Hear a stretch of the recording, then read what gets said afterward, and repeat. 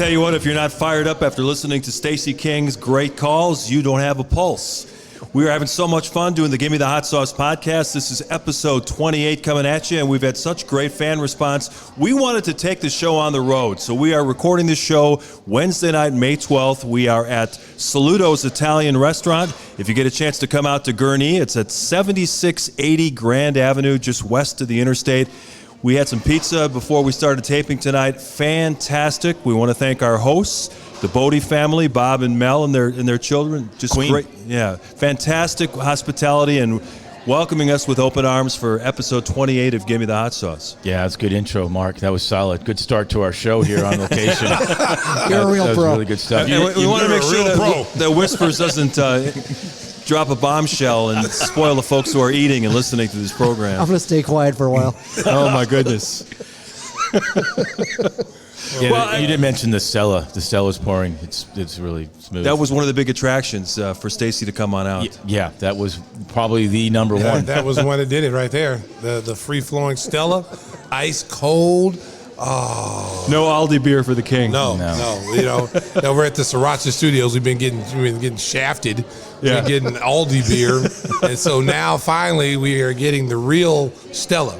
We weren't getting Stella. Yeah. We were getting Steve. Yeah. So Steve Artois. Yeah. So Whispers, you got the kegs going again at Nautilus Medical? Yes, we do. We got a new IPA back in, and we'll have another Pilsner next week. Oh, okay. Not Fantastic. with the Aldi, even though Aldi is German. Just remember that. Okay. A quick shout out to Johnny Ott that put this together. Johnny Ott? Johnny Ott. He's Doing a wonderful job for us his- here, making sure we're taken care of. Be nice because his mom's in the audience, so Okay. you have got to be nice to Johnny Well, Ott. we're always nice. Well, I don't know about that. Well, maybe Mark. not to you. Yeah, but maybe not to you. everybody else. Yeah. And we want to thank all the folks that came out to keep us company here at Salutos. Hopefully you're enjoying some great food, and we'll try to keep you entertained with some talk about the Chicago Bulls on all things sports. And Stacey is one of the master storytellers you'll ever want to meet, and he's going to give us some stories along the line about some of his episodes growing up, and of course his days playing with the Bulls, of course winning the first 3 championships. We have with the Michael banners Jordan, up here. Scottie Pippen and company. Yeah, we brought everything travels. Banners do travel, yeah. We're easy. We're easy that way. Hey, let's talk about the Bulls a little bit, Stacey. Last night was kind of, as I mentioned, we're taping on Wednesday, and they had to win that game against Brooklyn to keep themselves alive in the play-in hunt, and they made some really basic defensive mistakes early, letting Kyrie Irving get off, and after that it was an uphill battle the rest of the way. Well, it was a must-win game. The last 4 games of the season was a must-win game. You could not drop one if you were the Bulls. Mm-hmm. And so they had to come out last night and play like it was a playoff caliber game. You know, that attitude like, hey, it's a 1-game series. You know, really a 2-game series because you play Brooklyn on Saturday. So basically it's, you know, a 2-game series. First quarter, you know, really got off to a slow start. You know, Zach played phenomenal. He basically put the team on his back and carried him the whole game. Vooch has been playing solid all year long. Took a tough night not to hit shots. And then Kobe White. You know, those 3 guys coming into that game, in that 3-game win streak, they had scored over 200 points. They had like over 60 rebounds. I mean, the numbers were phenomenal in those 3 games. And it made you think like they're turning the corner. And maybe this is their big 3. You know, maybe this is their 3 main players that are going to be going into next season. And then they came back to kind of a reality because you're facing a team full of Hall of Famers, you know, and that was the difference in the game. Kyrie Irving is one of the best. He's got some of the best handles next to him and Steph Curry. I think He makes some tough shots too. Oh, I mean, you know what? He's a guy, Mark, that is unguardable. Because, you know, he doesn't need to run a play for him. He doesn't need pick and roll, even though the NBA is 95% pick and roll. He can get his shot anytime he wants to on the floor from any position. He's now added a post-up game to his game, you know, working with Kobe and talking to Kobe about, you know, stretching his game out a little bit more in the post. And he's not a big guard, but he plays bigger than what he actually is. I was fascinated by some of the comments from Kevin Durant, both before the game and afterwards, saying, I really like what the Bulls are doing. He says they got 3 really good players in Zach, Vooch, and Kobe White, and he says, and the young kid Patrick Williams is going to be a core piece going forward. So I was thinking the next question should have been, well, you should ask for a trade and come to Chicago, right? Well, I tell you what, I mean, that's important. Because if you got Kevin Durant speaking highly of your team, that means there's other superstars are thinking the same thing. And if they hear Kevin Durant say that, you know, maybe a Kawhi Leonard, maybe a Paul George, maybe someone of that magnitude is listening and say, wait a minute, you know what?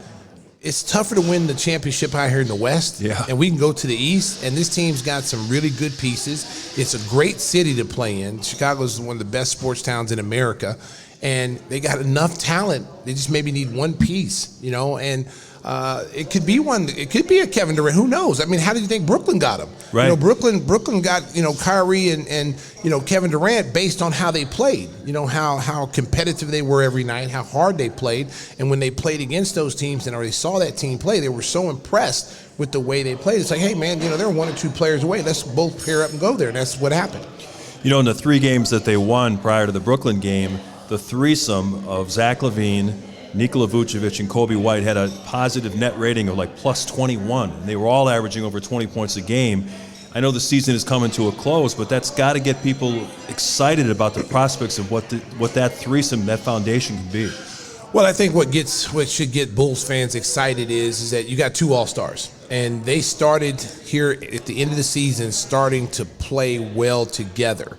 And that's encouraging because now next year you got to remember, they'll have a full training camp. There'll be a summer league. They'll be able to really, implement certain plays with each other. That 2-man game right now, in that 3-game win streak with Zach and Vooch was deadly. You got Zach coming off. You got to pick your poison. If you switch that, then Vooch is going to go inside and kill you like he's been doing. And then Zach's got the ability to beat whoever guards him off the dribble. And it's just it's a matchup nightmare. And I think the big thing is Kobe the point guard of the future. He showed when Zach was out that he can handle the job as a point guard.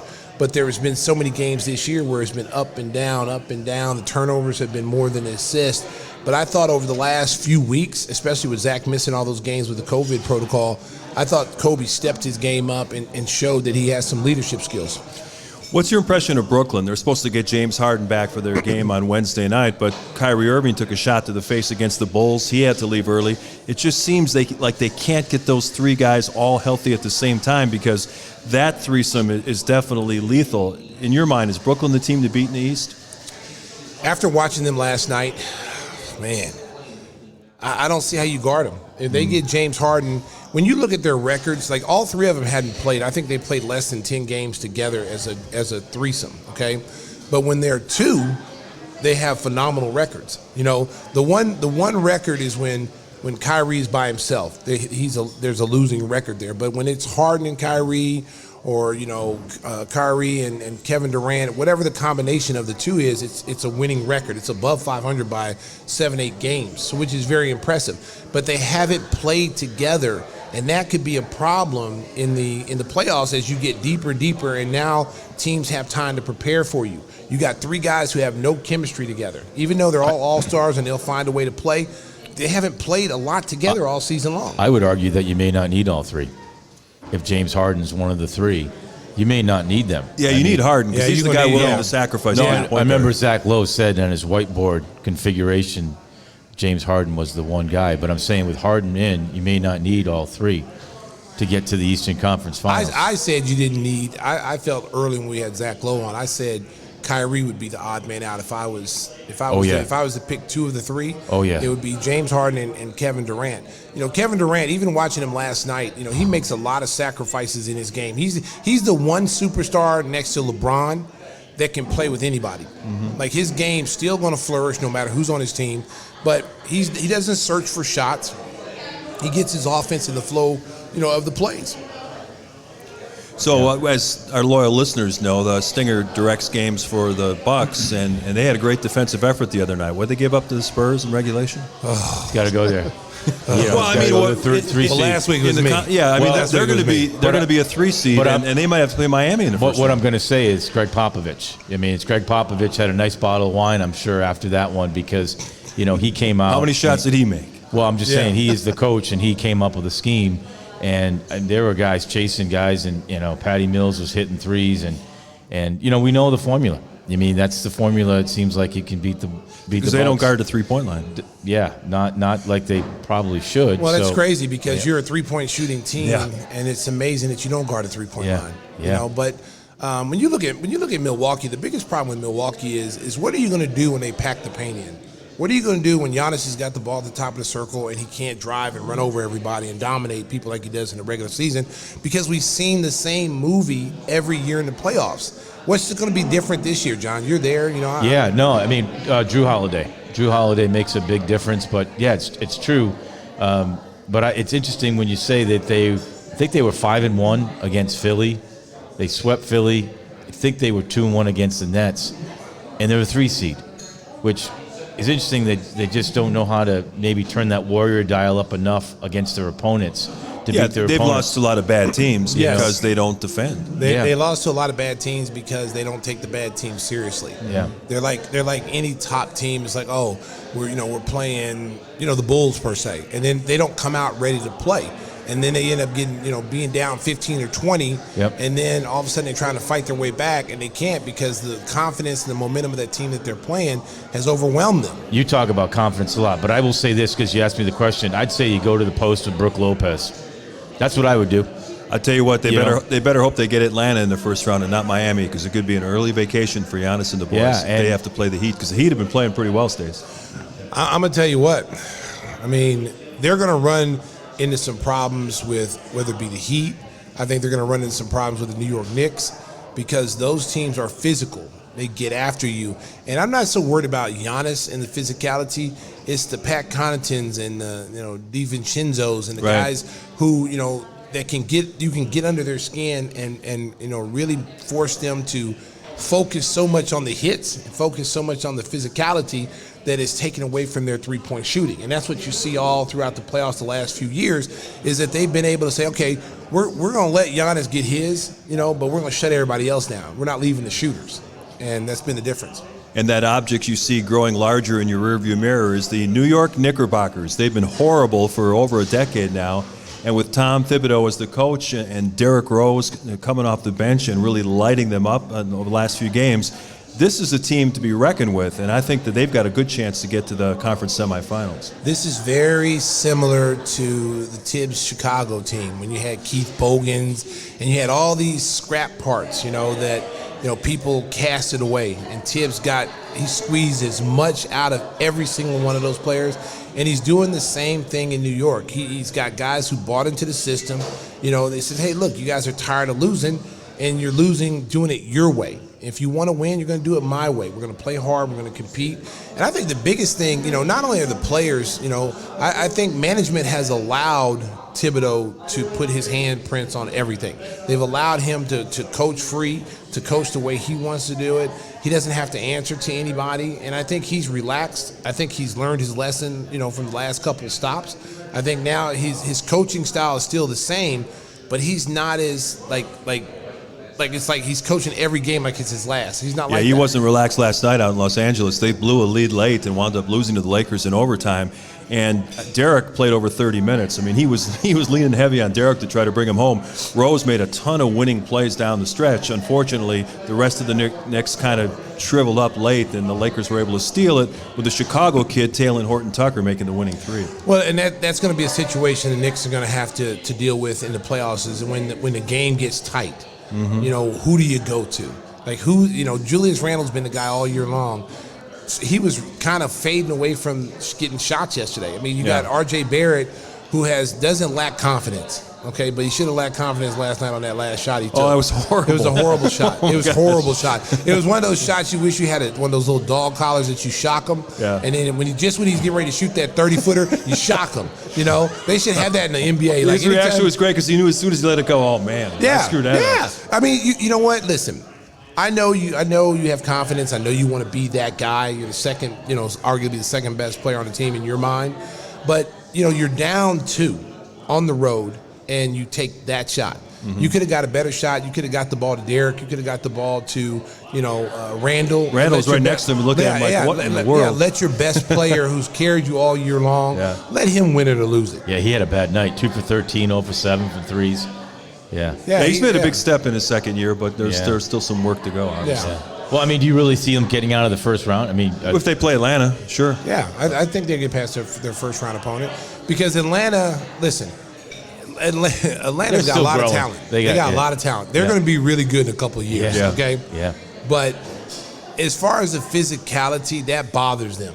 When they played the Knicks a couple of weeks ago, and Trae Young and all those guys were complaining, they're holding, they're grabbing. We were doing the same thing. But see, I've always said this about a Tom Thibodeau team, and it worked for us when he was here. You get a reputation of being a physical, hard-nosed defensive guy from your coach. And referees tend to allow you to play a little bit more physical, a little bit more hands-on than if you were coach, someone else, if you're a Vinny Del Negro team. You know what I'm saying? Yeah. It's not saying that Vinny Del Negro or anybody else is inferior to Tom Thibodeau. It's Tom Thibodeau gets this reputation going way back to Boston, being the defensive coordinator for the Celtics when they won the championship. He's had this reputation of being a great defensive coach. His defenses have been copied. So he gets that. Even as a rookie coach for the Bulls, he was able to get calls just based off his reputation. Yeah.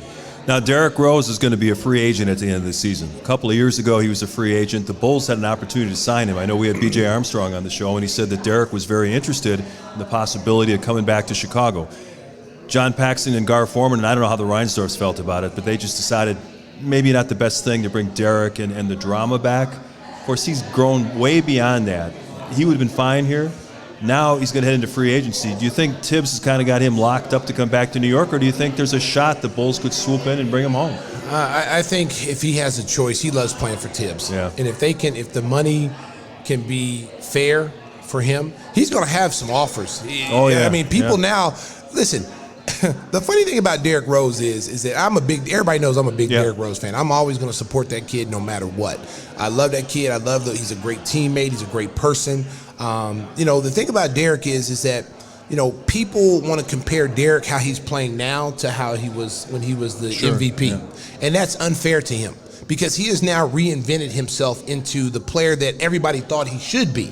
Everybody thought he should be more pass first point guard, get everybody involved point guard, more like Chris Paul type point guard instead of the explosive, dynamo, dunking point guard. And now that he's that person, it's like he can't make anybody happy. It's like no matter what he does, there's people out there, that detractors, that will pick apart his game. The guy's averaging 20 points coming off the bench. He could easily be sixth man of the year if he would have had more games in with the Knicks because he came over in that trade.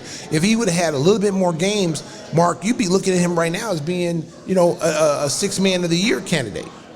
Would he be a guy that you could bring into this situation with Zach LaVine and Kobe White still on the roster?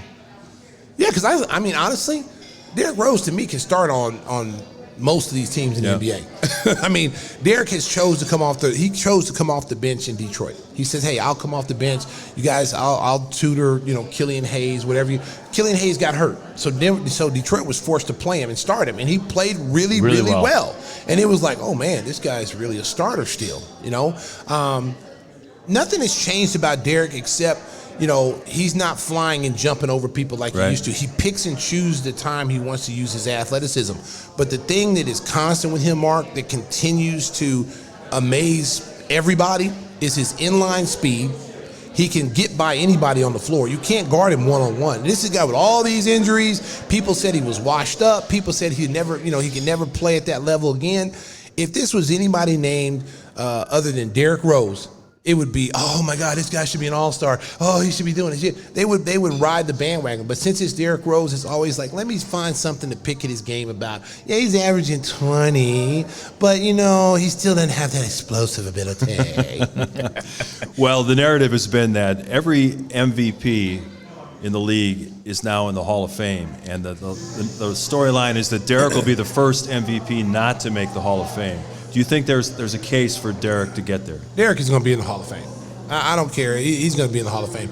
If Derrick continues to play the way he's playing the next 5 years and stays injury-free, which I think he can because he's been injury-free these last few years, and he's averaging 18, 20 points, a game, over the last 3 or 4 years. So why wouldn't he? His numbers are going to say that he should be a Hall of Famer. I mean, if you're basing it off, did he win a championship and all that? I mean, if you're basing it off that, of course you're going to say no. I think we're going to ask the patrons at Salutos here in a couple of segments about what their thoughts are. Yeah, absolutely. Always nice to hear what the fans have to say about that. Derrick Rose prompts strong reactions. Everyone has an opinion about his time with the Bulls and the way his career has taken off since he left. Hey, let's talk about another guy who's definitely going to the Hall of Fame. That is Russell Westbrook. He broke the great Big O, Oscar Robertson's record for career triple-doubles. He recorded his 182nd triple-double the other night. Unfortunately, came in a losing effort, so he was a little bit down about that. But afterwards, Russ doesn't normally toot his own horn, but he actually said at the podium, I don't normally do this, but I'm almost in awe of what I've been able to accomplish. And when you think about what it takes to come up with, the 10 points are easy, but to get 10 rebounds and 10 assists every night, that takes some special effort. Well, I've always said in this NBA, there was three guys that I honestly felt like if they really focused on it, they could do it. It'd be LeBron, it'd be Rajon Rondo, and it would be Russell Westbrook. Mm-hmm. Because the two guards, LeBron's 6'9", and he plays point guard, so you can see him doing it, but I don't think his focus is on that. His focus is on other things, okay? The other two could actually do it. Rajon Rondo could have actually done it too because he can get you 10 points, 10 assists, and 10 rebounds from the point guard position. But to maintain that level of play for 82 games is almost impossible. You have to be mentally, physically in tune to what you're doing. And for Russell Westbrook to do what he's done, this record lasted 45, 47 years. Oscar Robinson's record, 47 years, 180. And then you look at the numbers. The next closest person, before Russell Westbrook got up there was Magic Johnson. Right. Now, you would have thought Magic at 6'9", point guard would have been the closest one, probably broke the record due to his team was winning. They're playing a lot of games. So you would assume that he would have been the guy to break it. That's 138. He got 138. I mean, he was still a ways off, okay? Right. Jason Kidd, another pass-first point guard, exciting player. How many do you have, John? 107. So he was third on that list until Russell came up. Yeah. Okay? So now you got Russell Westbrook. And what is it now? 3-4 years he's averaged a triple-double? 4. Okay, 4 years in a row. Yeah. Okay, let me tell you something right now, America. That will never be duplicated again. He has set the bar that we'll all be dead and gone. Okay? He'll be dead and gone. Okay? It'll be like Hornets Wagner and those are Joe DiMaggio, 55 games. That Ted Williams, 406. That will be something that people will go, wow, that was an amazing thing he did. I think purists appreciate what he's doing, but I don't think the average fan appreciates what he's doing until he's done and you see that no one is even close. The next person on the active list is LeBron at 95, I think. 99, yeah. Okay, 99. Okay, and LeBron is in, year 17? He's not getting Okay, there. he's not going to get there. No. And then after that, it's James Harden, I think, with 60-something. And Russ is still going strong. He'll be playing for a lot that more record's years. going to be, he'll probably, when it's all said and done, it'll probably be 250. Of course, our loyal listeners know that you can find the Gimme the Hot Sauce podcast and all the major podcast carriers. We're talking Spotify, we're talking iTunes, Apple Podcasts, Podbean, Pandora Music. But you also can watch the show and join in all the fun on YouTube. And I think what we should do is have a contest for all the the viewers on YouTube. And they should caption what Timmy Whispers is thinking. I was looking over at it during our discussion of Derrick Rose and Russell Westbrook, and I didn't know if it was the post-meal blues or what. But you were almost gone there, Tim. How you doing tonight? I was right with it. You were? Okay. Oh yeah. And we had an incident, didn't we, before the show? Yeah, that kind of threw me off my game. It was very unfortunate. It's like when you take your 2-year-old to a restaurant and the parents are talking, and you're just waiting for him to say something inappropriate or throw food at the waiter or somebody. That's Tim. Yeah, but he's going to have his time.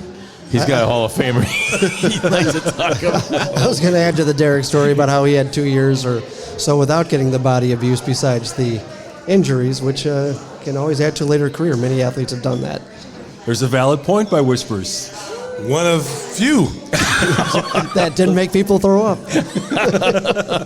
or tune away. Or turn away. Yeah. Well, we know people are enjoying the great food here at Salutos. As we mentioned at the top of the show, we enjoyed some pizza beforehand, and I think we'll probably have something before we leave. Just great service, great food. Come on down here in the Gurnee Great atmosphere, area. man. Yeah. Great atmosphere. Great people here. Great people. This is the first time I've ever come here.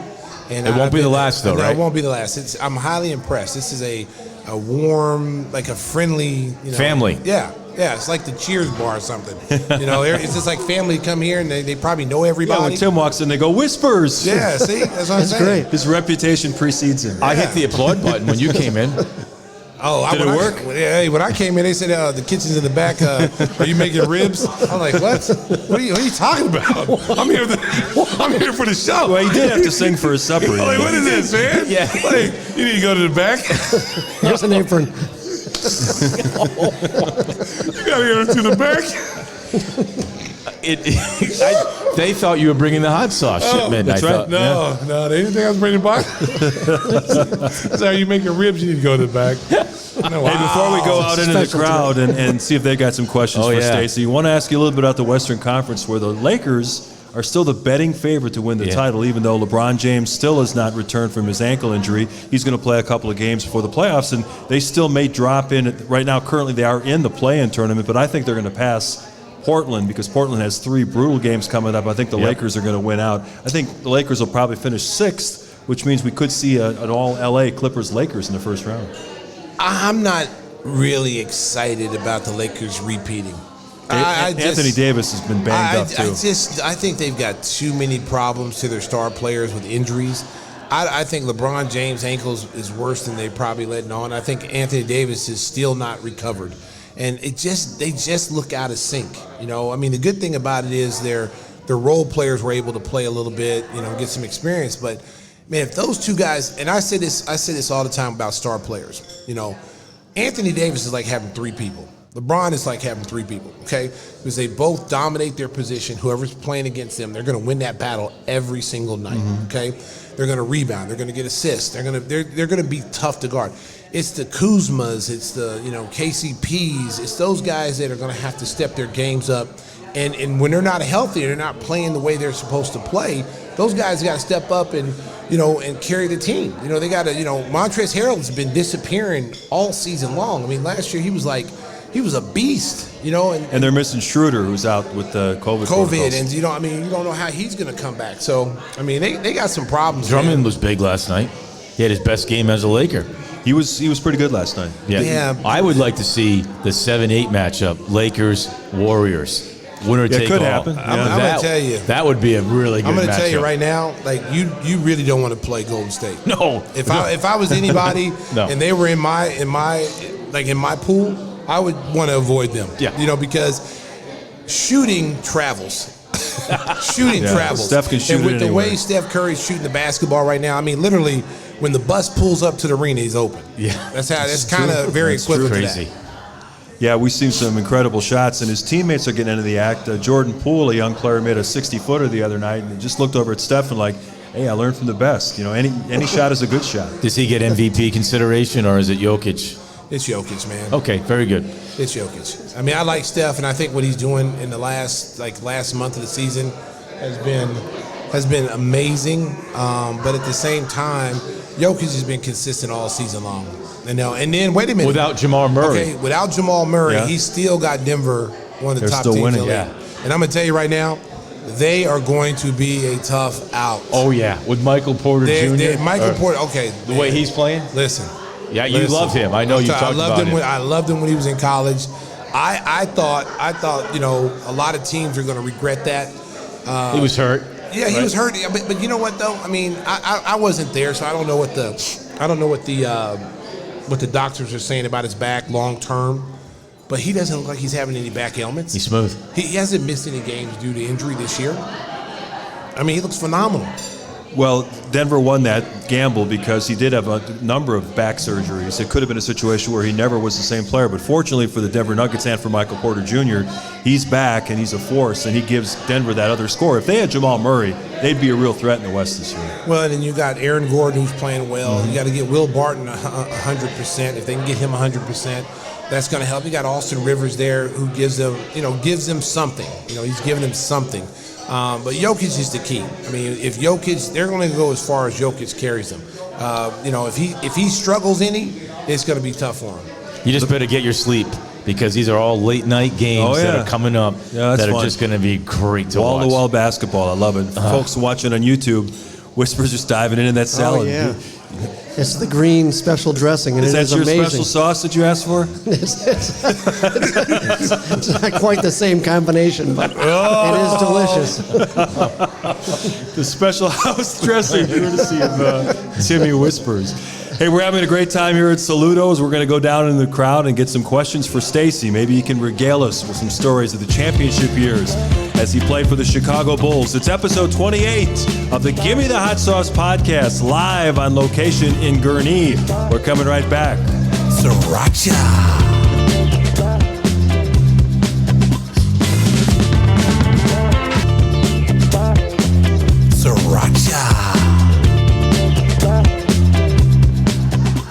Hey, we're trying something a little bit different for episode 28 of the Gimme the Hot Sauce podcast. We are taping on location at Salutos Restaurant in Gurnee. I want to give a little plug to the restaurant here. You can order your food online, stay updated with special discounts and offers with our app, found on the App Store or Google Play. And this is normally the time we bring in a guest, but since we're on the road and we've got such a great audience here at Salutos, we want to go down in the crowds. We're up here in the loft area. We've got some great Stacey King fans who are dancing to an imaginary music. Who is our first questioner? Enter and sign in, please. Who have we got? Go ahead. Is this Don't my be question? shy. Yeah, go ahead. All right. So my question for you is, when you were playing for the Bulls, out of all the teams you played, I thought it was for me. all the players you played with, who is the whiniest little biatch? Oh, no. I know. Yeah. Inquiring minds want to know. I have a few in mind, but I want to hear what you have to say. The whiniest little Wow. biatch. Maybe you should stay with the other teams. Yeah. No. Okay. She wants an honest answer. All right. I would probably say. Oh, man. Drum So roll. many to choose from. Yeah. Yeah. And don't bring up John Walsh. No, I might say Will. I might say Will Purdue. Will Purdue might have been there. Yeah, it's a tough one. It's a toss up.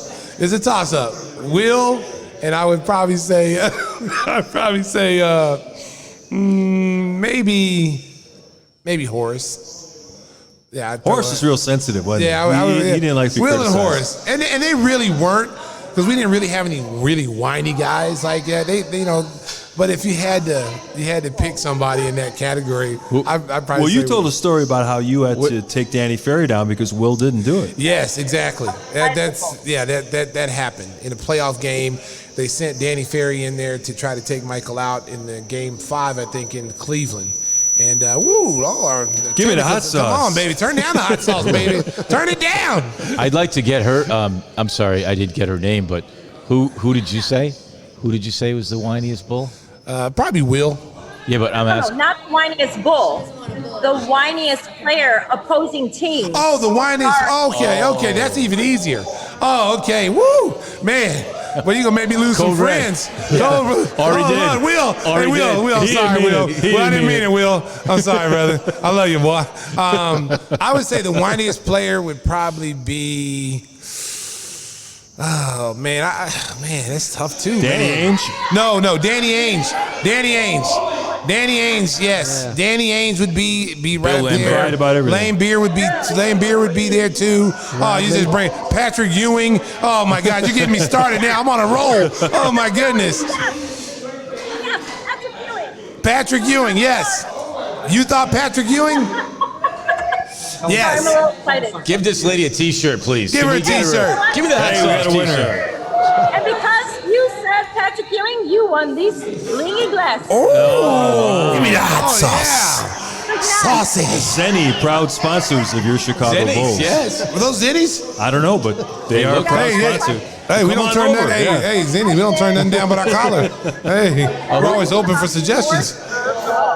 Who do we have here? For Big Win, how did you blow off steam in the city? Like, where were you going? And what were you doing? Are you talking pornography? No, after Basketball? Yeah, Okay. I thought she was talking about behind the scenes. Oh, Lord. that's on the download. That's later in the show. That's on the down low. Okay, my That's bad. whispers. Yeah. Whispers. We had some good old times back in the day. That's my segment. I used to go to the China Club when it was there. That was one of my favorite clubs, and they closed it down. And then Excalibur used to be my spot. Excalibur used to be my I spot. wasn't old enough to be in there, but I certainly Yeah. And then wait a minute, out here in the suburbs, 34s up in Schaumburg, Walter Payton's club, 34s. Woo! The alumni club out in Schaumburg was popping on Thursday nights. Oh, the King got around. And then you had Dakotas. Dakotas stayed open till like 5:30 in the morning. So you went to 34s, and then 34s closed like at 12:30, 1 o'clock, and then everybody would go to Dakotas. And it was like on the Tuesday night, and it was ladies' night. Ladies' night on Tuesday. I never missed a ladies' night. This is the off season, right? This is when I was single, Okay. and I had no responsibility, and it was during the off season, and oh man, Anybody else have a question? Anybody? Yeah, come on. These are good questions. oh yeah, behind the scenes. He loves them. Oh yeah, The King on the prowl. True Hollywood stories. All right, we got a question. Hey, how's it going? Hey, what's up, bud? So, what do you think, from your perspective, what is the biggest difference in today's game versus when you used to play? The physicality. In today's game, a flagrant foul is a regular foul in the 90s. And the players are highly skilled. I'm not going to take anything away from this generation of players. They are highly skilled. You got 7-footers out there shooting threes, but the physicality, I think, is the biggest difference, because you could actually, it was a wrestling match every night in the 90s. I mean, you get knocked on your butt, and those were regular fouls. Today, it would be like you're going to get flagrant 1 or 2 and be ejected, and so that's been the biggest difference, I think. Very cool. Thank you And so plus- much. And and- another question. Yeah. What is the best story that you never told anybody about the team you played with back in the championship years? Can't tell those. I can't tell those. See, you try to get like Geraldo Rivera. Hey, we're all over 21 here. That's right, Stacey. Yeah, come on, I'm man. trying to keep a happy home. These are your I don't want people to know what went on behind the scenes. Oh, Lord, with the baby oil. Oh, I'm sorry. I started to say it. I can't say it all. No, the baby oil, baby. Johnson & Johnson. That's all I can say. Slipping and sliding away. Slip, slide in the way. All the music's entertaining. Oh, memories. Oh, memories. Oh, Salutos. You're bringing out all the memories. That's Southside Susan working the crowd down there. You got another question for us? All right, great. Hey, Stacey, how you doing? Hey, what's going on? My name's Lance. I just want to know, because he's a friend of mine and a friend of yours, how good was Michael Griffin at Oklahoma State? Scomey! Oh my God. Oh my God. Hey, you know what? Scomey tried out for our team, and he made the team, but then he got cut like a week into it because he got in trouble. So, but he could play. He could play. He could play. He had good size. He could shoot the ball. He talked a big game though. He talked a big game. He still talks I mean, but he could play. He made our team, but he got in trouble. He was stealing toilet paper. And Coach Tubbs caught him. And he said, Coach, I can't have this amount of toilet paper.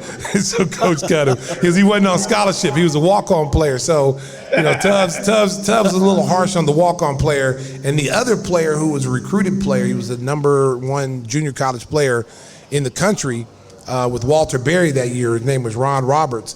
He was in there with Mike Griffin, and they were doing that. And so he didn't get in trouble, but Mike did. But he's still representing Philadelphia. Yeah, to this big. day. Yeah. He's in Philadelphia now. He's got that import-export company thing. Yeah, he's doing well, man. Yeah, Doing really I'm well. friends with him, and his ex-wife and my ex-wife are best friends, and I know his son, so he's doing well. He came up here my rookie year, and he lived up here for a hot second. And his son is the same age as my oldest son, so we were having our kids about the same time. So, great dude, man, great dude. Get that man a T-shirt. All right, man, There's a lot of appreciate ex-wives in that sentence. A lot of ex-wives. You could use a free T-shirt. Now he's got some courage, so he's got courage. He said he could use a free T-shirt. We got okay, yeah. What we got? He's back. He's back for more. So Stacey, I grew up in South Philadelphia, and I was a huge Sixers fan. So I watched you back in the day. Who was your favorite player, and who was any good stories about any Sixers games? You know what? Yeah, I got some stories about it. My favorite player was Dr. J growing up. You know, being a Dr. J fan, with the afro and the dunks and everything growing up in Oklahoma. We always saw, there was only a certain games that we saw every weekend. It was either Boston and Philadelphia. You had this, and out west, it was the Lakers and Phoenix or Supersonics. It was like 5 or 6 teams that we saw on a regular basis in Oklahoma. And the Philadelphia 76ers were one of them. Here's a funny story. My dad was in the military, so he ran the Army basketball court on base, Fort Sill, Oklahoma. And so Andrew Toney had a cousin in the military. And so everybody in the military played some kind of high school ball. They were all basketball players at some point. So every Saturday you'd have all these bad guys, from New York City, and all these guys, they think they're really good. They're talking trash. And they were talking trash to Andrew Toney's cousin, because he had told him he was going to come in and play on the weekend one day. Oh, he sucks. We'll bust him up, blah, blah, blah. Man, Andrew Toney came, and this is when I knew there's levels to this. Okay? And these guys could actually play. And I'm like a teenager, so I'm like probably 15 years old. These guys could actually play, And when Andrew Toney came in, he was on a different level. When they were going to 11, he would score 10 of the 11 points every game. They ran the court from like 10 in the morning to 5 o'clock at night. They did not lose a game. That's when I knew, I was like, I need to be a pro. I want to be like him. That was awesome. That was one of the first times I ever seen a pro up close. He was the first professional basketball player I saw in person. What about Franklin Edwards? No, Franklin Edwards came later, man. I know. Hey, Susan, why don't we let's stick around with the crowd, because we want to get into something NFL related, Bears and Packers, right, Mark? We want to talk about what folks here at Salutos think about getting Yeah, we can talk about that later in the show, but next we're going to go off the wall. We're going to talk about a little bit more about Stacey's life and times in Oklahoma growing up. So let's do that, and then we'll go back to the crowd, and we'll get a little bit more with the fans. I like the way you think. All right. More John and Other Stella. Oh, my goodness. It's only preseason, but I'm hyped. Neil Funk. Jimmy G. Buckets. Gets buckets. Oh, my goodness. Give me the hot sauce. Neil Funk. Give me the hot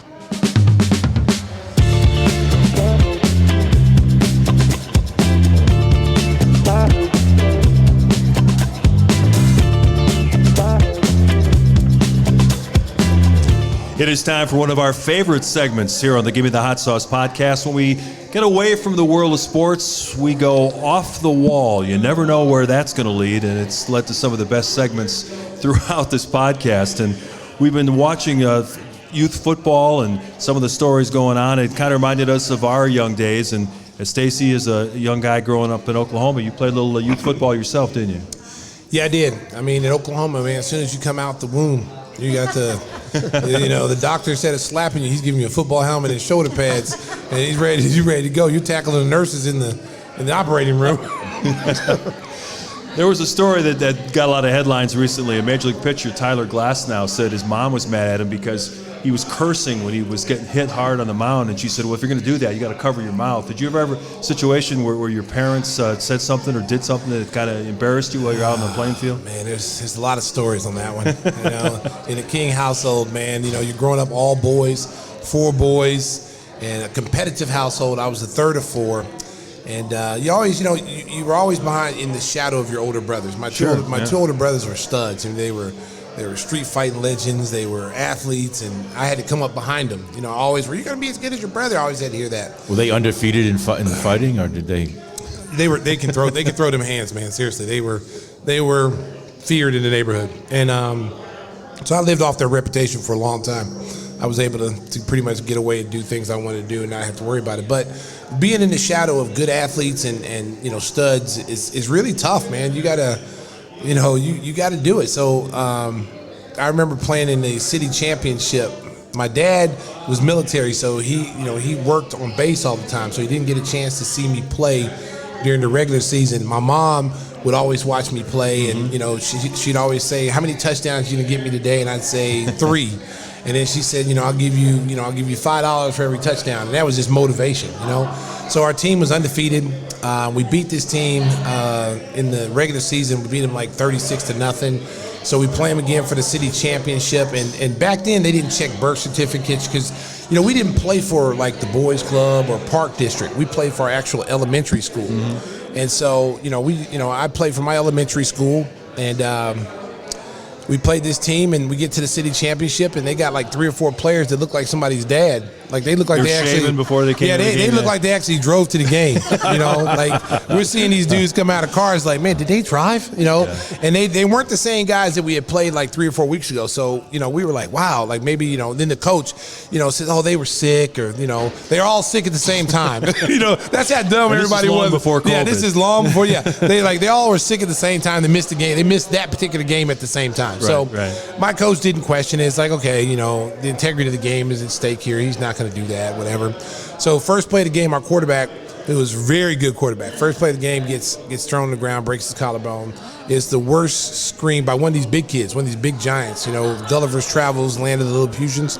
He slams him on the ground, breaks his collarbone, and I heard this blood-curdling scream. Oh, no. It was like serious, worst thing I've ever heard in my life. And from that point on, I was like, I don't ever want to run the ball the rest of the day. I'll tackle you people. Were checked out for the rest yeah, of the game. I was done. I mean, I was like, when they pitched me the ball, I just run out of bounds. And then my brothers were on the sideline, and my dad was the first time he watched me play football this year. He's in the stands, So there's a little extra motivation, but then there's also, after seeing a guy get his collarbone, shattered and the scream, I'm like, I'm like, what? I got to save myself here. I'm not going to put myself in danger. So the coach comes over to me and says, hey, listen, you got to stop being scared. You got to run the ball. You got to run the ball. You're the fastest guy on the team. Da-da-da. I'm like, Coach, I can't do it. I can't do it. So my brother's in the background, stop being a punk. Quit being a sissy. Come on, run the ball. Your last name's not King. You're Queen. And they're razzing me, So now I'm getting angry. Because that's what always motivated me when they would say stuff like that when I'd be playing sports. They would say that. So that motivated me. I'm like, all right, I'm going to show them I'm really, really good. So we're getting smashed. So the coach says we're going to run a reverse. So we scored on this play every single time, at least 2 or 3 times a game. So it says we're going to run a reverse. You're going to get it. And you're going to get the pitch and you're gone. Okay? We're already going to lose the game, but we're not going to get shut out. So I'm like, okay, we're going to score. So we're probably about 50 yards away. We run a little reverse, boom, I get the ball. I'm like, Walter Payton, I'm gone. I'm down the sideline, boom. Everybody went to the left, I went to the right. I'm gone, chuck it down the sideline. I had the ball in the wrong hand. You're supposed to have it on the outside hand. I was so scared, I had it in the outside part of my hand. So the inside part of my hand. So I'm running, in my left arm. I'm down the sideline. I wish the fans could see this right now. I wish everybody could see America. I wish you could see this. I was gone, boom, boom, boom. At the corner of my eye, objects seem closer than they appear. So I see this big dude who broke the quarterback's collarbone. I see him. Now, there's no way in the world he can catch me. No way. I'm way out in front of him, at least 15, 20 yards. But in my eyes, I saw him coming. He's close. And I'm thinking, oh, my God, he's going to break my neck. So I'm running, and my brothers are down the side. Run, go. They're cheering me on. Go, go, go. So I'm looking at them, and I'm looking at him. And then all of a sudden, I just lose focus, and the ball slips out of my hand. Right before I cross the goal line, so like 3 yards before I cross the goal line, the ball comes out. Ooh. So I just kept running because I was scared. I just kept running, ran to the fence, hold my hands up like, hey, touchdown, don't hit me, So the big dude picks the ball up, okay? Picked it up with one hand, not 2 hands. Picked it up like it was a basketball, palmed it, picked it up, and just started stiff-arming kids. It was like a teenager going up against little babies, and he was just stiff-arming people, and he went all the way down and scored another touchdown. We get beat like 40-something-0. And so my brothers, the coach after was giving a good speech, like, hey, guys, listen, they were just better than us, and, guys are crying. You don't want to lose. And so I get in the car. My brothers are razzing me all the way to the walk to the car. That was like Green Mile. Like my dad's car seemed like it was parked like 10 miles away. That was the longest walk in the history of walking after you got embarrassed, So my brothers are razzing me. They're slapping me in the head. You sissy, you're not our brother. You were adopted. And, I'm sitting there like, okay, like, Dad, are you going to say something? Like, you gonna say something? Like, hey, Dad, you going to say something to these guys? And doesn't say anything. And I could tell that he was upset. He was upset. So he didn't say anything. So we get in the car. The razzing continues. I'm in the back seat. They're in the back seat. And they're just, I'm in the middle of both of them, And they're like, you suck. You're the worst brother. How you embarrass us? And they're just killing me. And I'm already feeling bad about it. I'm like, shut up. And I'm punching and fighting them. And then I'm thinking my dad's going to say something. All of a sudden, Pops turns around. And I'm like, okay, good. He's finally going to say something and get these crows off me, Heckle and Jekyll off me. So Pops turns around and he looks at me. And then he's looking down at me because I'm like short. So he's looking down at me and he goes, you should have been a cheerleader. Ouch. As if you couldn't feel any worse. Wow. Wait a minute. I'm going to tell you something. That hit me in the core deep. That really hurt me because, you always look for your parents' approval.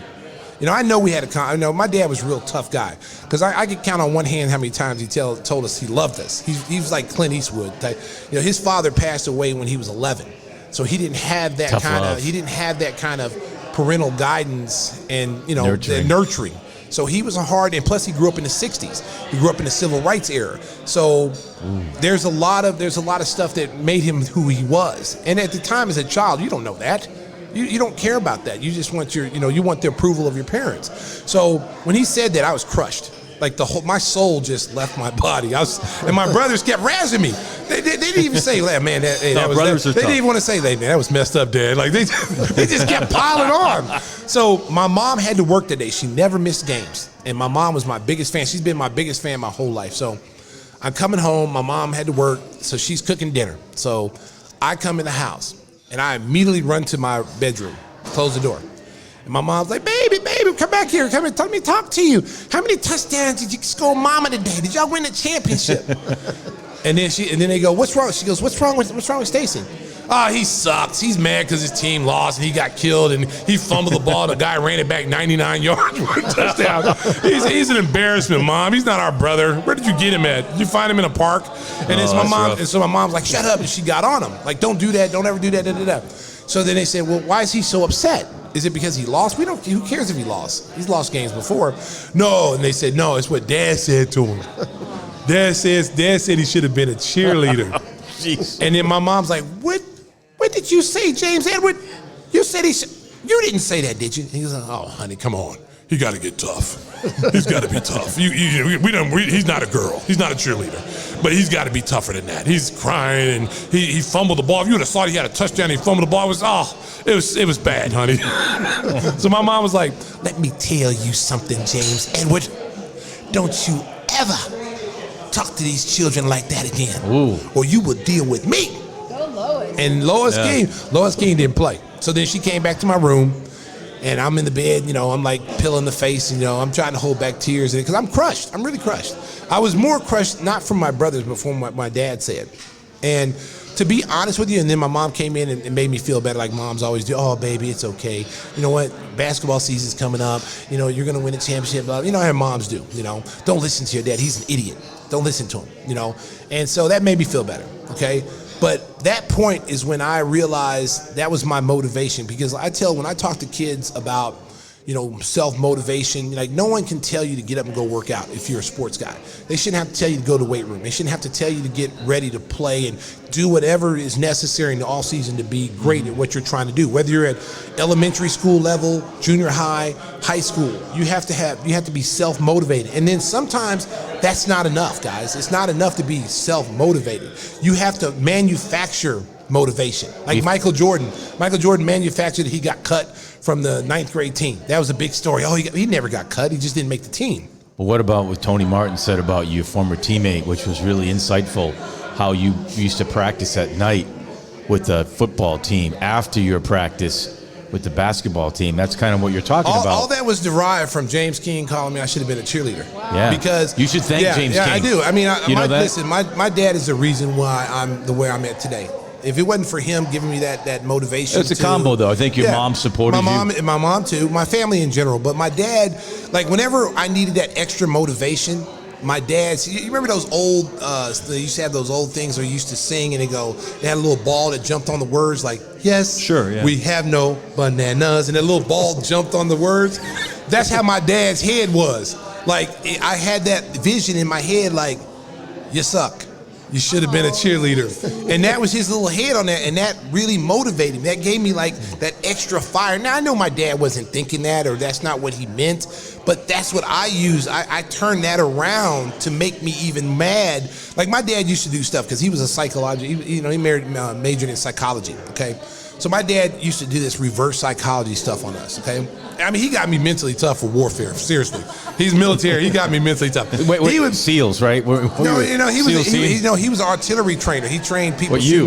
Me, yeah, I'm Navy SEAL. So James King got me ready got me mentally tough to face anything that I could face in my life. My dad would always use this reverse psychology. He would say to me, "Hey, look, let me tell you something. Hey, you know that kid over at the other high school? You know he's better than you, right? Yeah. You know he's averaging 25 points. He's going to kill you when you play him this week." And he would say stuff like that. Or when I came home one time from Oklahoma, and I wasn't starting yet. I wasn't starting yet at Oklahoma. I was still coming off the bench as a sophomore, and that's when I wanted to transfer. Okay, so we're sitting at the table. My dad's reading newspaper. He's got his wife beater on. He's got his fatigued pants on. You know, he's sitting at the table and he's eating fried chicken. And he's got this. I can envision it like it's yesterday.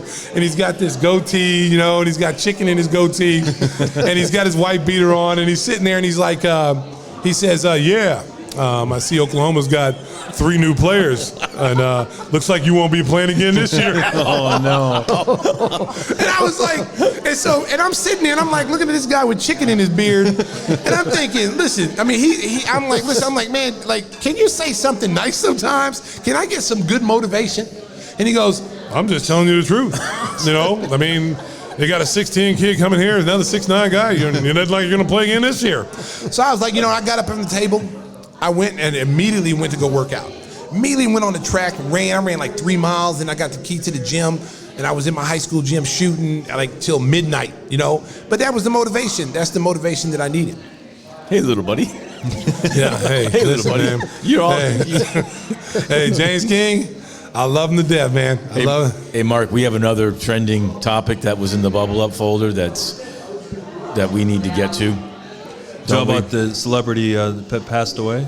No. We'll get to that. That's in the Bubble Up folder. No, that is. No, we were talking this youth football drill that's been. Yeah, that was some scary stuff, and we'll put that in the roll that we post. Yeah, every but week, I think courtesy of our friends at Bubble Up. Yeah, Bubble Up. Yep, the Cloud reimagined, right? But I'd like to get your thoughts because I think King coached his kids. Yes, I did. And so I was one of the greatest coaches in youth football history. The greatest thing, undefeated. The funniest thing though is like the way I'm watching just the video, and so I sent it to you guys, and then King, he's showing me all the comments. And all that's the comments. He goes, "Oh, the comments are unbelievable." Yeah. I'm telling you, listen, people, America, Salutos. If you are watching, when you read something on Twitter, it's great to read the first tweet, but read the comments that come after that tweet, especially if it's a hot topic. Mm-hmm. Read what fans have to say afterwards. It is amazing. It's amazing. It will have you laughing at some of the stuff that they say. The video itself is pretty scary if you haven't seen it. Sean Merriman, the former NFL linebacker, pointed out this is supposed to be a tackling drill, teaching young players the correct form to make a tackle, but yet they had a couple of kids matched up that were definitely of different ages and different sizes. And Stacey, as a coach, the one thing that you always have to protect against is young kids getting hurt. Yeah, I mean, especially at that age mark, you've got to be a little bit more cognizant of, really, honestly, at that young age should be more teaching, more fundamentals and teaching the form tackling and teaching them, how to, not use their helmet, the crown of their helmet, because kids at that age, that's their helmet is, first of all, it's too heavy, number one, and so they're top heavy, so they're going to use their head naturally. So that's why you've got to teach them how to form tackle and teach them the right way to tackle so they don't get hurt. And watching that video, listen, I'm from Oklahoma, and we were doing that way back in the day. Yeah, they named it drill. The Oklahoma drill. Yeah. It's a totally different era now that because you have to worry about, because as football has evolved, the head injuries are serious. You got to take this. If you're not taking head injury serious, then you're crazy. Yeah. And at that level, those kids haven't even formed yet. Their brains haven't even developed fully.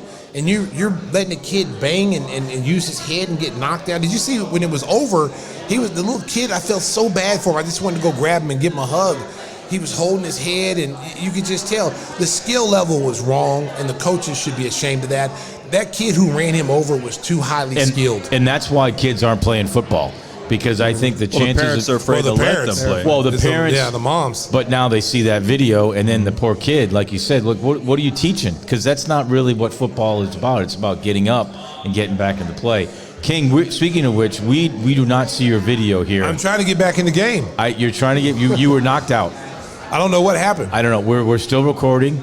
But I don't see. They can hear the golden pipes, though. You got to call the big hurt. Get back in the game. Hey, and she'll like it too. I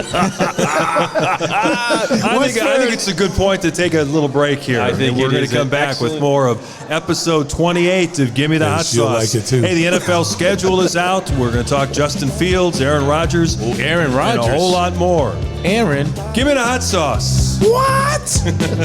Give me the hot sauce.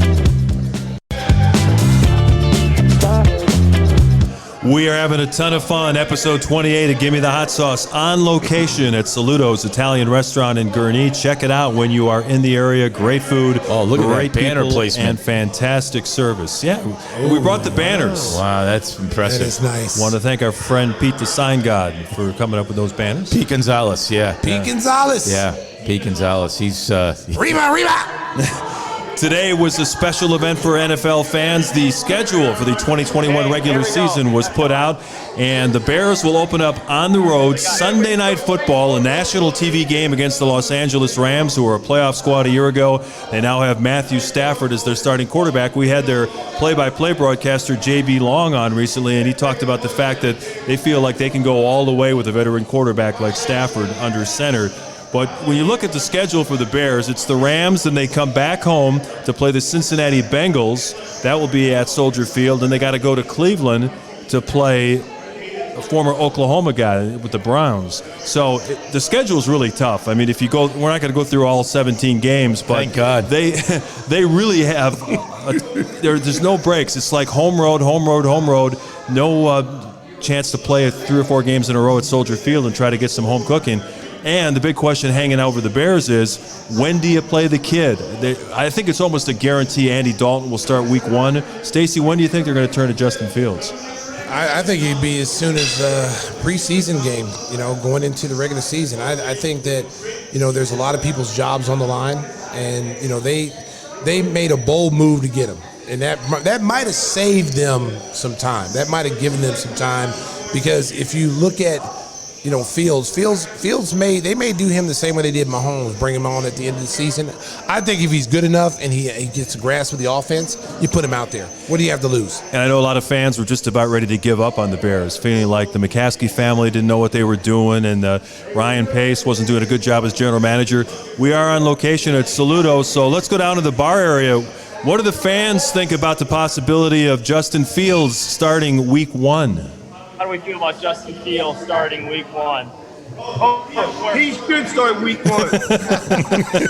My buddy is the offensive line coach for the Bears. I want him to keep his job. He should start week 1. Hey, can you see this hat? Yeah, Penn State. Let's see what happens to Justin Fields. Penn State, we are, baby. Ohio State owned Penn State. I'm a Penn State fan too, so I can't be upset. What about the Green Bay situation? You think the Bears will get him twice if Aaron Rodgers forces a trade? Sure, if Aaron Rodgers stops actually crying all the time. We don't like Aaron Rodgers. We don't want Aaron Rodgers. Nobody wants Aaron Rodgers. I think the Bears would take Aaron Rodgers over Justin Fields right now. Oh, man. Wow. Really? Oh, Yeah. I do Even too. for 2 years. I do too. I would too. Eagles are looking for a third-string quarterback, so maybe if Rodgers wants to go there. Yeah, it's probably a good spot for him. He'd get killed himself. I want Tony Romo to come out of retirement and go to Green Bay. Tony Romo, a native of Burlington, Wisconsin. I'm a Dallas Cowboy fan, and so Me I'm too. happy with that Me too. Yeah, Stacey, growing up in Oklahoma, that's kind of a rite of passage. You got to be a Cowboy fan. You got to don't be a Cowboy fan, man. I mean, I've been disappointed the last few years. I've been hiding in the closet. I haven't came out yet because they haven't won anything. But once they start winning again, baby. Well, they got Dak Prescott locked up now. Hey, I hate to interrupt you guys, but the Buccaneers are playing in Foxborough in October. Oh, no. Hey, listen, first of all, that's The the game that Bears are matters. going down to Tampa, too, middle of the season. Yeah, but Tom played for the Patriots. That's first the of only all- game that really matters. First on of all, the don't schedule. interrupt us again while we're talking, okay? that news could be held off, okay? That's no, that's the game of the year. I thought you were going to say Rajon Rondo's going to be in Foxborough during that game. He is. He is going to be there? Yeah. Hey, I want to ask the guys down in Salutos, are you a fan of the 17 games, 17-week schedule, or are you guys traditionalists? It's one game, John. Come on. Yeah, they need time off. I think it's too much. I'm a plus-size model, so I like load management. So they generally have 16 games. All of a sudden, Plus-size model. all of a sudden, Stinger's going Mike Wallace over here. You know? Yeah. Dun, dun, dun, dun. Are you a fan of the 17 games? We I'm gotta, not. we got to get to the bottom of this. Okay. One more game? Nope. I mean, you've had 16 games since 1907. Can't remember. It was 12, 14, 16. How do you track records and historical? That doesn't matter anymore. I don't think it's as important as it is in baseball. It seems No, like I'll in tell you baseball, what's those important. records The are old hallowed. money dollar is important. The TV contracts, there's no question about that. Stacey, the Packers are bringing in Blake Bortles, the immortal Blake Bortles, in case the Aaron Rodgers holdout drags on. The worm could have turned up in the Dairy State. Well, listen. Oh, can we get that now? No, I'm dying over here. Oh, Lord, it's like nails on a chalkboard. It's like an omen. Here's the deal, okay? I know a lot of teams would love to get Aaron Rodgers, but they also know that, they have the Packers where they want them because they didn't make the move when they had a chance to move them in the draft. And so now they know they're desperate to move him because he's threatened to sit out the whole season. So now it's kind of forced the Packers. They can do one or two things. They can just call his bluff and sit out and just find him the whole time. Here's the deal. And we talk about this off the air when we're going over our game plan.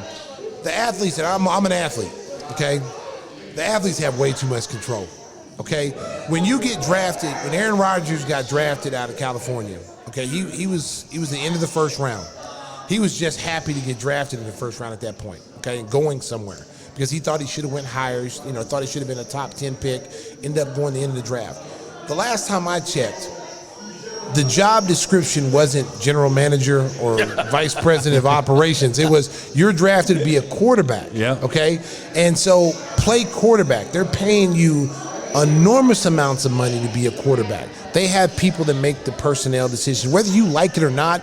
Listen, I understand you didn't want Jordan Love to be the backup quarterback. You didn't want them to draft. It's not even personal with Jordan Love. It could have been anybody, okay? I understand that. But at the same time, you're getting up there in age. I know you're coming off an MVP season, but you're not going to play till you're 50 years old. So you got to plan for the future. And if that kid has to sit a few years behind you, so be it. Just like you did with Brett Favre. This is a reincarnation of what happened to Brett Favre. This is our rapid fire segment. John, you got the rifles queued up? There we go. Hey, the other big story, one of the big stories in the NFL, was very curious that Urban Meyer is going to bring back his former University of Florida quarterback, Tim Tebow, at the age of 33, who hasn't played football in 8 or 9 years. He's going to try to make him a tight end. What do you think about that story? It's really funny how things evolve. The guy's been away from the game 8 years. The NFL wanted to make him an H-back, make him a tight end when he was coming out of college. He refused to do it. He wanted to play quarterback. He was steadfast, I want to play quarterback. Now he goes and plays baseball. And he doesn't have the success in baseball because you can't just pick up a bat and ball and think you're going to go out there and be a superstar. Okay? Yeah, that's Michael Jordan. Yeah, exactly. Well, I think Michael went a little further than he did. Michael's a better baseball player than him.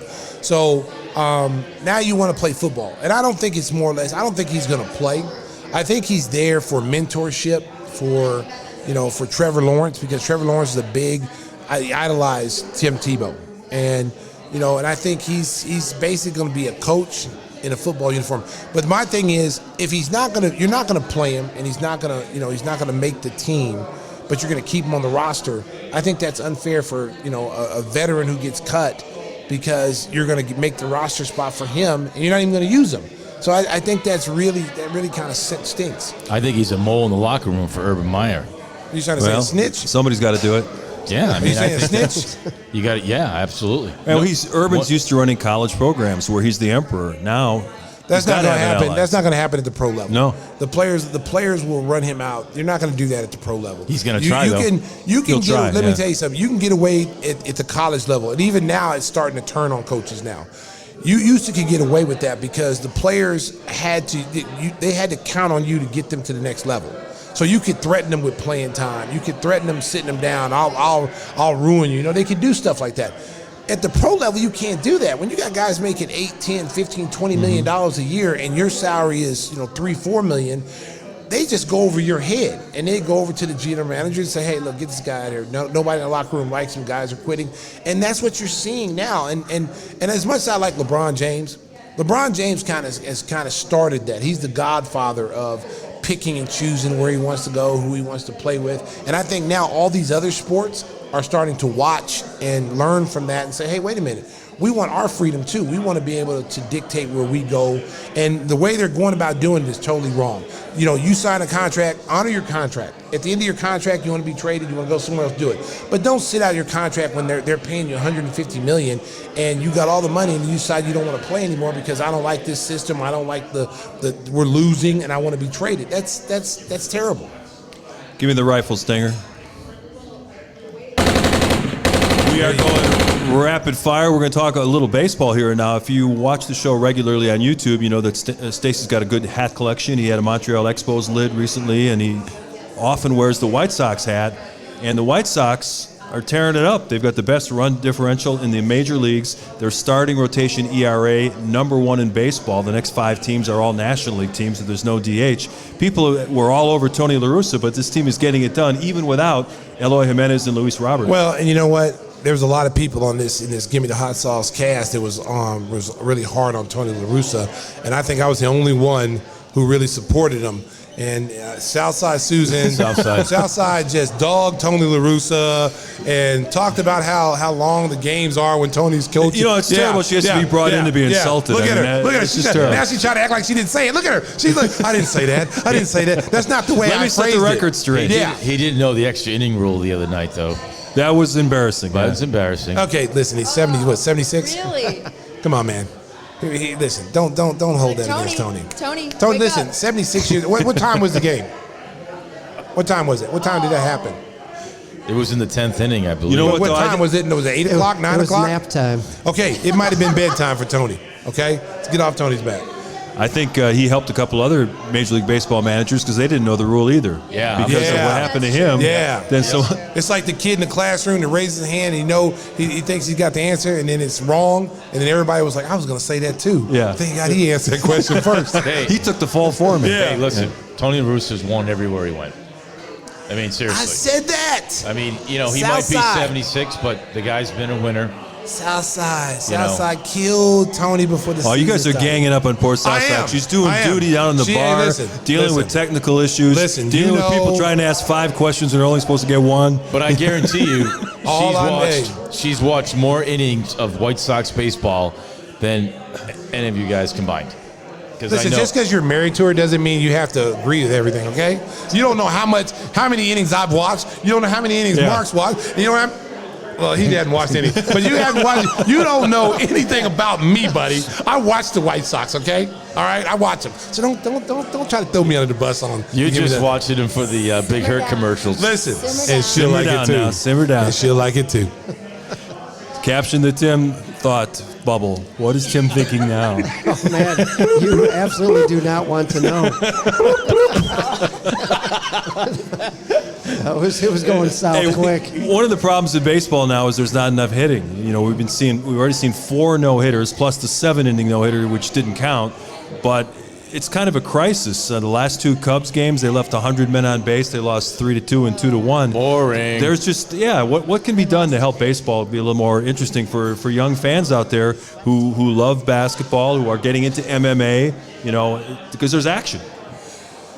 I don't really think you can do anything with baseball. I mean, because it's tradition, it's the way it's been played from all the way back to 1800s. Yeah. There's nothing you can do about it. I mean, at the end of the day, people are at the ballpark. they're out there having a good time, but the weather's nice. They're out there, you know, and getting the sun. They're having a good time drinking. They're having a good time.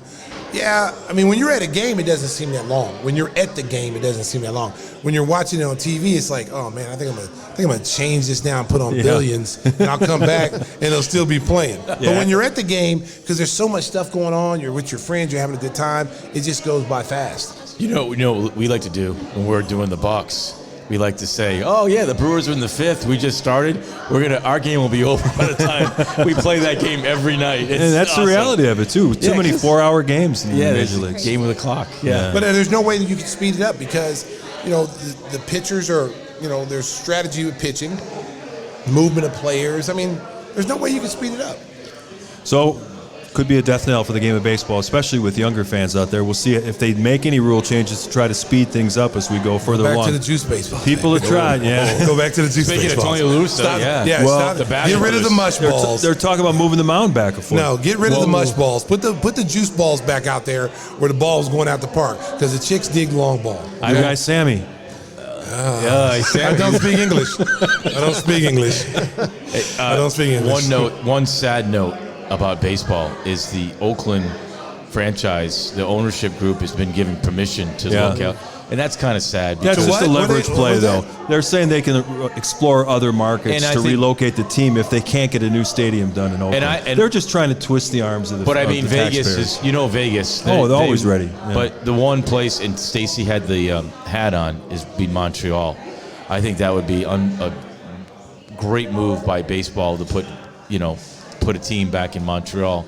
But I think it's sad for Oakland because, you know, they had the swinging A's back in the day, Joe Rudy, Reggie Jackson, I mean, Gene Tennis, Vita Blue, I mean, Catfish Hunter. Eckersley. Yeah, I mean, they won World Series. I mean, God, they're going to lose 3 franchises, Oakland.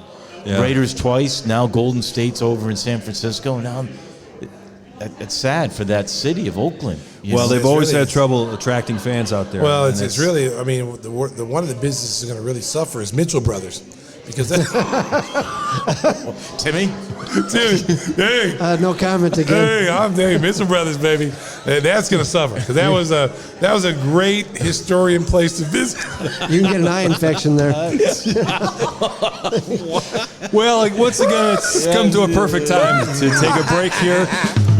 We mentioned one of Timmy's favorites, a celebrity Hall of just Famer? passed away. Hall of Famer. We'll discuss that when we go on the down low. Give me the hot sauce. Rolls on. Sausage.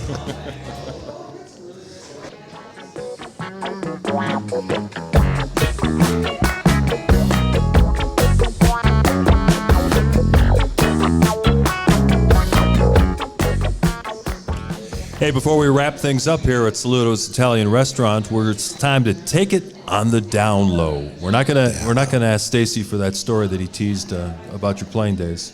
That's not going to be on the down low, is it?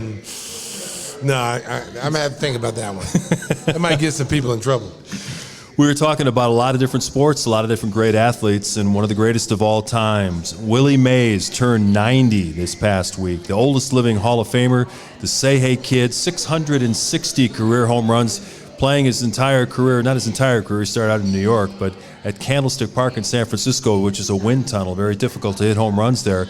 This guy was amazing. People have seen the old black and white footage of him making the over-the-shoulder catch in center field and doubling the guy off first base or second base with his great arm. Just an amazing talent, and you saw that the respect that all the current major leaguers. I know he's Barry Bonds' godfather, and he's just revered by current players because of what he accomplished in a much different era, a much different country. Well, and then much different country. You're talking about civil rights and all the things they had to go through, staying in different hotels, being treated poorly on the road because of the color of their skin. Just amazing that he was able to get through all that and then be able to focus on baseball, because that would be really, really extremely hard. Playing in front of people, you're in the outfield, people are yelling racial slurs at you, they're throwing things at you, they're calling you monkey, they're doing all these really bad things that in baseball is a mental game. And for him to be able to keep his mental strength and be able to persevere and arguably one of the best baseball players in the history of the game is amazing. Yeah, as bad as 2020 was in so many different areas, we lost so many great baseball Hall of Famers. You think about Hank Aaron and Joe Morgan and Lou Brock and Bob Gibson, so many greats that we grew up thinking, man, if I could be as good as that guy, and they've left us way too soon. Well, I mean, COVID is, I mean, this has been 2020 was just a horrible year, worst year I've ever been through. In my lifetime, never thought I would see anything like this, But slowly and surely, we're starting to persevere. We're starting to get back to a sense of normalcy. We still got a long way to go, People still are, they need to be vaccinated. They need to take care of themselves, but we're slowly getting people back in the arenas. The last couple games, the Bulls have had fans in, and honestly, it's great. I think we had 4,000. I'm not sure what the number was yesterday, but it was just great. There was an energy, even with those 4,000 fans. Like, you could hear them. You could actually hear the energy of the crowd. And, we've been the whole season long with no noise. I mean, you could probably hear a pin drop in those games, and it's very hard for the players to get themselves motivated because, at the United Center, man, you utilize that energy of the fans. When you're down 10 points or you're down 2 points and you're kind of that crowd and the energy of the Bulls fans gets you back in the game and helps you win games. All of a sudden, if you're watching on YouTube, Whispers has disappeared, and it's kind of what he was going to do over the weekend when you and he went to get your second vaccination shot. Because if you've listened to the show regularly, Whispers had some pretty strong effects from the first vaccine shot, and he was going to pull this scam where he brought his old Band-Aid. He's going to bring his old raggedy I already got my shot. Give me credit for my second vaccine. So was it as bad this time around, Tim? I did have a Band-Aid on the other arm that I ordered off Amazon, the red ones with the heart on them, the exact same ones. He was going to pull that scam. He was going to pull it. And then I sat down, and I tried to talk my way out of it, because as soon as we walked in, we sat down. And she says, oh, no, it's going to be twice as bad this time. Yeah, she did say that. Because he asked her. He told her his symptoms from the first shot. He was really knocked out. It was really bad. He had all the chills, the headache, all that stuff. And so he asked his lady, and I was sitting right behind him, and he goes, hey, I had a really bad experience and gave all the symptoms. Is it going to be better this time? Oh, no. It's going to be much worse. And I was like, whoa. Like, he's the last person you need to say that to, because he already came in with a dirty Band-Aid, acting like he was going to get a shot and he was going to walk out. But I was not going to let him leave without getting his second shot. Now, what line did you go into? You know what? I'm going to tell you something. When we went to get a second shot, it was super fast. I think me and Tim were in there like 10 minutes. We got the shot, and we had to wait 15 minutes. So there was no more than 25 minutes that we were in there. We got lost. I mean, I'm following Tim. It's like following the blind man, So we're walking around trying to get out. And I'm like, Tim, where are we going? Tim's going through like secret ways, like he knows the building. And so we got lost for like 2 minutes. And then I said, man, I should have threw some breadcrumbs down just in case, because the last time we were there, we had all these people telling us where to go. Go left, go right, go 2 stores. They were telling us where to go. But all of a sudden, there was nobody there. Everybody, it was Second nobody there. Shot, you're on your own. Yeah, exactly. You're on your own. So we got lost, but. Tim, I got us out of there. Then we sat back down. He gives a third shot. I don't know what the hell was going on. You're like a pincushion now, right? Hey, sir, we'd like to test you one more time. That didn't take. Come on back with us. Yeah. You know what Tim was looking for? He's looking for some of these delicious Haribo gummy colas that we got here. Oh, yeah. Southside Susie took him. Southside. Where'd you get those? Woodman's, yeah. Yep. Emptied the shelves. Yeah, shout out to Woodman. Got to take care of the king. Yeah, she emptied the shelves. But we drive by there's a new manufacturing, or there's a new hub, or on the 94. We drive by it. Future home. We got to do the show from there one of these Yeah, days. we should. Yeah. I think that's a great call. We need to do the show from the health club where all those people walk around with hairy backs, and we need to do the show in there. Just be handing out man code violations. Hand out man code violations. That'd be a great too. Just have the show in the locker room. I'll tell you what, we can zoom you in from there. That sounds. Hey, listen, you would fit in quite nicely. After watching our meeting yesterday, looking like Disco Danny Terrio, he has his shirt open, America, and you see his chest hairs. I thought it was a new movie of Staying Alive. I was like, hey, buddy, can you button your shirt? There's a bunch of guys on the Austin Powers. No, it was terrible. I don't talk about hairy man. Hey, like I don't care, man. I was scarred yesterday. I'm on the Zoom. Hey, America, I'm on the Zoom just like you see us right now, and he's got his chest hairs out. And I'm like, hey, man, have you ever heard of the word grooming? Oh, and look at Manscaping. And Johnny Yacht, look at this. Johnny Yacht bringing Gotta put those on camera. Excellent. Yeah, bring him over here. It's our guy, Johnny Yacht, taking care of us here at Salutos You got to come out to Salutos, America. Yeah, look at this. You got to come out there. Now, what is that, You Johnny? got to check out this food. Those are cheese. Can you get by the mic? Salutos bread? Don't get too close to King, but can you get by the mic? So go to Tim. Yeah, Tim's fully vaccinated now. I got him 3 times. Yeah, so that's our Saluto stick. So it's our homemade pizza dough. We Delicious. wrap it up. I got cheese in one of it. Look, I got no Stinger cheese diving the other right one, in. Kind of your own choice. Deep fried with our own marinara sauce. It's good. Wow. It's a really nice dish. And it's seasoned in our special seasoning. We have been treated so well. The food's been delicious. It's Service like a has been slice great. of heaven. So you got to check it out. Salutos Italian Restaurant, West Grand Avenue, 7680. Check it out. Great food, great service. Before we get out of here, we got to go back to our guy Whispers, because he was definitely touched by someone who was important in his formative years. No, not just Whispers. The great Tawny Katane passed away at the age of 59. Well, yeah, we were talking about Hall of Famers, and it's how many Hall of Fames she actually belongs in. Okay. I mean, Which Hall of Fames do you think she qualifies for? You got music videos. Okay. She's The right White at the Snake top. videos, right? Oh, and then Rat as well. Yeah. She also married the lead singers of both those bands. Did she beat And up she Chuck married. Finley? Yeah, She slapped beat Chuck up Finley? Chuck Chucky kicked Dane. him in the face with a high heel. Yeah. So that's She whooped sports Chuck Finley's connection. ass, okay? People forget. Y'all talk about me getting beat by a one-armed girl? He got beat by Tawny Katane with a stiletto. Whooped Right. him. And that week, that White Snake video came out. I mean, Jurgens went up 12%. That was Wow. That's right. Hey, he bought a case of it. Well, you know it. That's what you call on the down low. It's Oh a my full God. service operation here. But you gotta try Episode this, man. 28. Hey, America. Salutos bread is awesome. It's got cheese in it. Oh, my God. And then Google the White Snake video. Here I go again, because that's a thrill. Here I go again. That's a thrill a minute, man. Incredible athlete. Incredible athlete. Hall of Famer. Should be an Olympic sport. This one's for you, Tawny. We miss you. Hey, our Hot thanks. sauce. Our thanks to the Bodie family for welcoming us in the Gimme the Hot Sauce podcast live from Salutos Italian Restaurant. We had a great time. We encourage you all to come out, check out the food. Great people here. Next week we'll be back with freshly tapped kegs, Tim promises. That's right. It's going to be tasty. As the fun continues for episode 29. This has been an on-location edition of the Gimme the Hot Sauce podcast. For Whispers, Southside Susie, the Stinger, and our man, Stacey King, who's got his own hot sauce. Give me the hot How can you sauce. get that? How can you find Get that? the hot sauce, baby. Give me the hot sauce. It is awesome. Give me the hot sauce, baby. It's in a bottle now, so you got your own hot sauce. How do you order it? How do you order that, Stacey? How do you order it? Go to GimmeTheHotSauce.com, and you can order as many as you want. Give me the hot sauce. Give me the hot sauce. Give me the hot sauce. Thank you, Salutos. Stacey, I think it's Salutos. almost time for us to, you know what? Drive home safely, Chicago. Beep, beep. All right, Salutos. Salutos!